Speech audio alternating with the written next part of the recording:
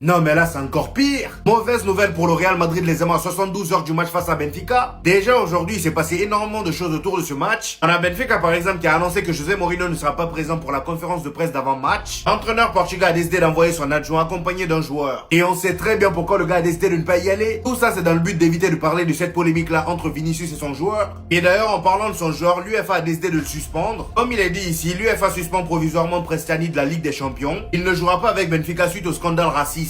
Et bien évidemment que Benfica, lorsqu'ils ont appris la nouvelle, ils ont décidé de faire appel. On nous dit le Benfica Lisbonne a fait appel auprès de l'UEFA concernant la suspension provisoire de Prestiani. Et moi j'ai envie de dire ça sert à rien de faire appel étant donné que cet homme-là a mis sa bouche dedans. Et je pense que c'est le genre de décision qu'il nous faudrait dans le football lorsqu'il y a ce genre de cas-là. Toujours avec le Real Madrid les amis, l'avenir d'Antonio Rudiger avec le Real Madrid est toujours incertain. Et pour ceux qui seraient pas au courant, son contrat expire en juin. Et on nous dit que sa prolongation dépendra de sa capacité à jouer régulièrement jusqu'à la fin de la saison. Donc si d'ici là il se reblesse encore, ce serait mort. Maintenant parlons des infos qui vont faire transpirer le Real Madrid. Déjà comme vous pouvez le voir, Jude Bellingham est de retour à l'entraînement. Et qui dit Jude Bellingham de retour dit problème supplémentaire au milieu. Ces derniers temps on arrivait très bien à s'en sortir sans lui. Arda Güler avait l'air beaucoup plus à l'aise. Et malheureusement encore une fois face à Osasuna on a flanché. Maintenant on se demande tous est-ce que le retour de Jude Bellingham est vraiment une bonne nouvelle. Et en ce qui concerne Kylian Mbappé c'est encore pire. Selon le média Diarreus, Kylian Mbappé n'est plus le même au Real Madrid depuis plusieurs mois. Il souffre du genou gauche depuis décembre dernier et n'a pas pu se reposer suffisamment pour récupérer. Je sais pas vous mais j'ai comme l'impression que le gars veut tellement pas se faire oublier dans la course au ballon d'or qu'il est prêt à jouer tous les matchs. Remarquez vous-même, même quand il est blessé on le revoit juste après.